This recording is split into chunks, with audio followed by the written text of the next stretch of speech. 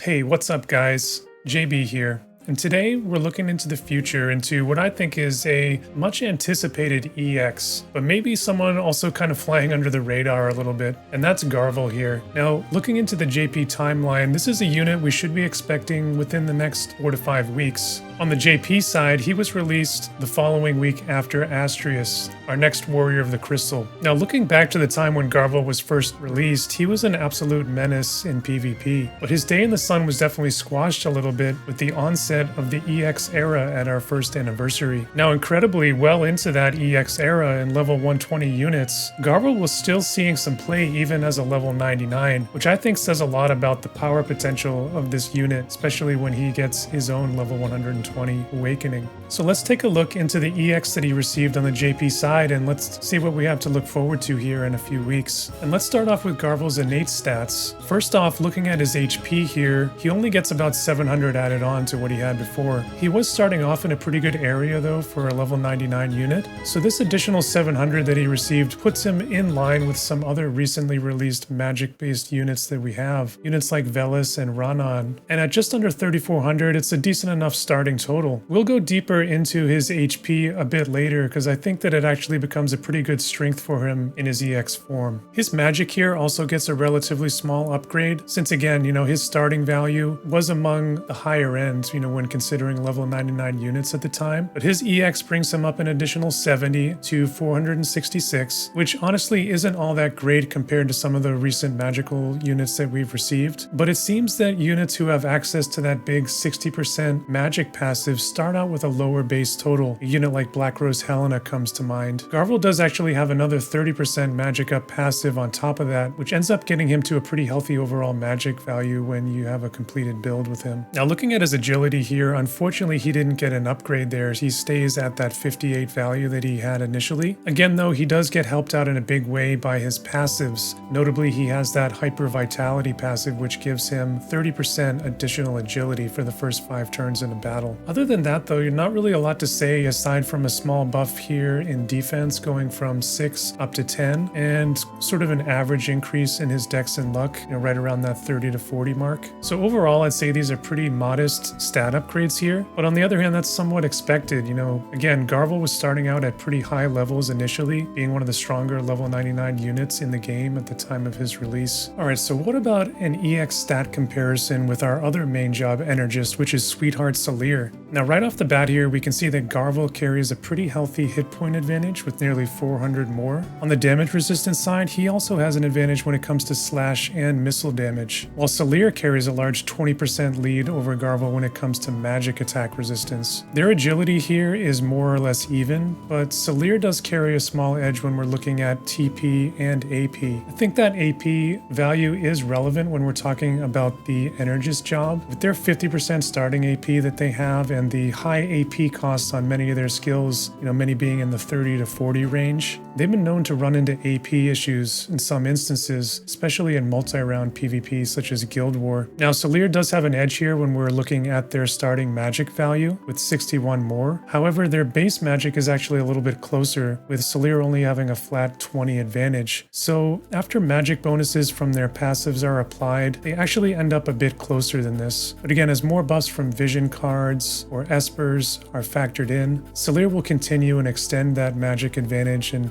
definitely takes that category. But still, both units can actually end up with quite hefty magic totals even before gearing is even considered. So overall here, I think that they're stacking up pretty comparably here from a stats perspective. However, Salir does carry a 10 cost penalty over Garvall coming in at that 90 cost. They both do have some small support capability that they bring as well, with their sub-jobs in Red Mage and Time Mage respectively, both offering some nice utility with either healing or haste. However, Garvall's other sub-job, Kododama, I think is generally a bit more useful than the Black Mage that Salir has available to her. So why don't we actually move on and look at the actual meat and potatoes of the EX upgrades that Garvall is getting. And the first one is to one of his support abilities, and that's his Chi Flow expansion. And this one is getting a 12% HP passive added onto it. You know, that's decent enough, you know, it gives him a little bit more bulk. I'm not crazy about this one on its face, but you know, let's table this one. We'll come back to it later in an actual build, and we can see how we can best leverage this and the sort of HP totals that Garvall can achieve with this. All right, so his next upgrade is to one of his signature abilities, and that's his Chi Barrier. You know, on his release, you know, this was a very powerful skill. It had a lot of physical damage in the meta, and there really wasn't a lot of barrier breaks in the game at that time. Now, as we've talked about before in my videos, you know, barriers in general are much less powerful in the current state of the game, and that's due to two reasons. You know, most new damage dealing units out there come pre-packaged with a barrier break ability, even sometimes AoE barrier breaks. Second, there's a lot more chaining attacks now in the game, which can exhaust these 3-hit style barriers very quickly. And don't get me wrong, you know, barriers are still very useful, especially when they're an all damage barrier. And that's what Garvall's getting here with his EX upgrade. So we can see we go from a 3-hit 50% physical barrier to a 3-hit 50% all damage barrier. So this one is nice. It definitely helps cover a little bit one of his main weaknesses from before, which was pretty much any kind of magical scaled attack that would hit him. All right, so his last EX ability is his Job 25. And here we have a new attack, and this one is a range 4, height 2 attack. It provides him a spirit penetration of 50 before the damage hits, and it's a 200% modifier. I'm a little bit mixed on this one. You know, on the one hand, this is a pretty good ability on its face, especially for autoplay, where we do see tanks at times that are stacking pretty heavy spirit. However, I do think that this is a little bit redundant with his limit break, which already gave him 50 spirit pen for that single attack and broke the spirit of the target by 30. Within his Kododama sub, he did already have a spirit penetration buff of 20 from Heart-like Needles as well. I would have liked to have seen maybe some additional capability here. You know, it's nice that he has that higher spirit pen that he can get here, but again, I just think it's a little bit redundant with some of the other aspects he already had. Unfortunately, this new ability is also reflectable and will be eaten by Celeste's runic ability. So that pretty much mirrors the rest of his kit, and definitely something that he has to watch out for in selecting his matchups. So overall here, in terms of the EX upgrades, you know, we have some good, we have some maybe meh,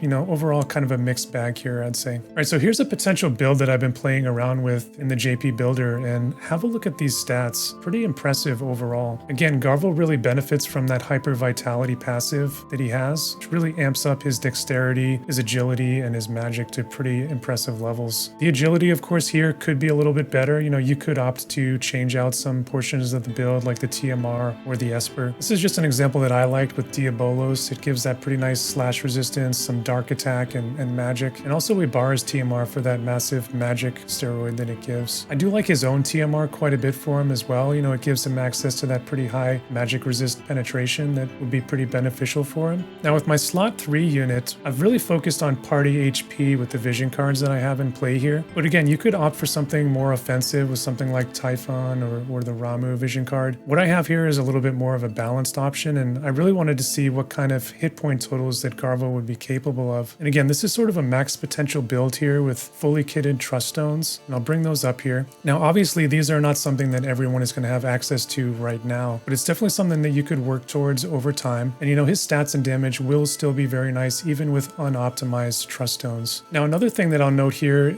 is that this is within the JP Builder, so the 20% limited bestowed ability that came on Garvall's vision card as a global buff isn't factored in here, meaning that Garvall can actually be approaching nearly 10,000 hit points in this build. You know, oh, by the way, he still has 40% slash resist and 12% light resist here on top of that. He also has that all damage 50% barrier that we talked about earlier as well. So it really shouldn't be a problem whatsoever for Garvall to take a couple hits even from light units and keep being able to do his thing. So what's the verdict on Garvall's EX? You know, as we kind of saw within the stats and EX upgrades that we looked at least for me, there wasn't really anything jumping out or wowing me. It's just sort of run-of-the-mill, ho-hum sort of EX. And maybe that's because Garvall was starting from such a good place initially that they were really afraid to go overboard and maybe make him too good. I think though, if you're familiar with how Garvall played in the level 99 era, or if you're familiar with Sweetheart Salir, you should know exactly what to expect from this unit. He's going to bring good damage and an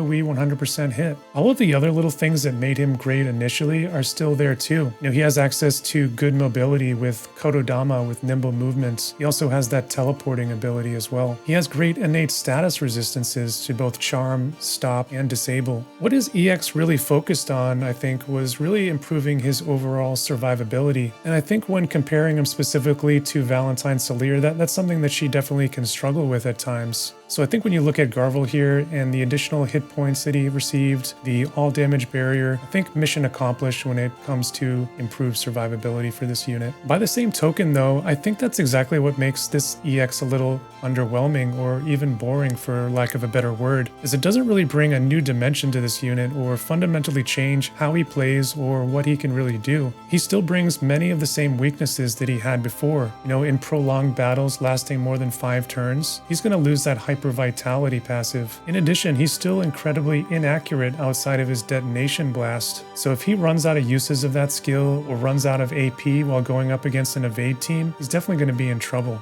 Of course, similar to the case with Valentine Salir and many other mages out there, we just really have to watch out for matchups against Celis with this unit as well. As we talked about a little bit earlier, she completely shuts him down with her runic ability.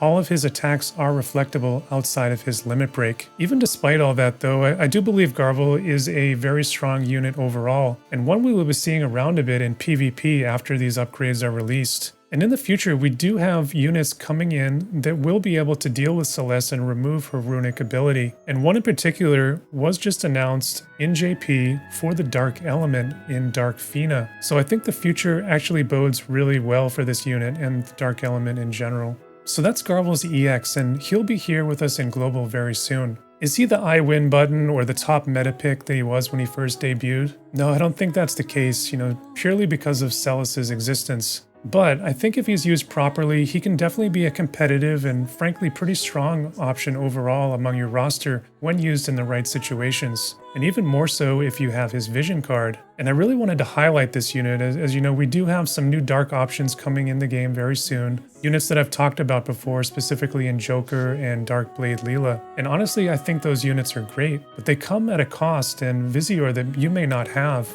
So considering that, I do believe that Garvall can represent a compelling, high-value, low-budget option for many players out there who are currently struggling with the evade meta, and particularly light evade units. As we talked a little bit about earlier, I think Garvall is also a great manual PvP unit as well.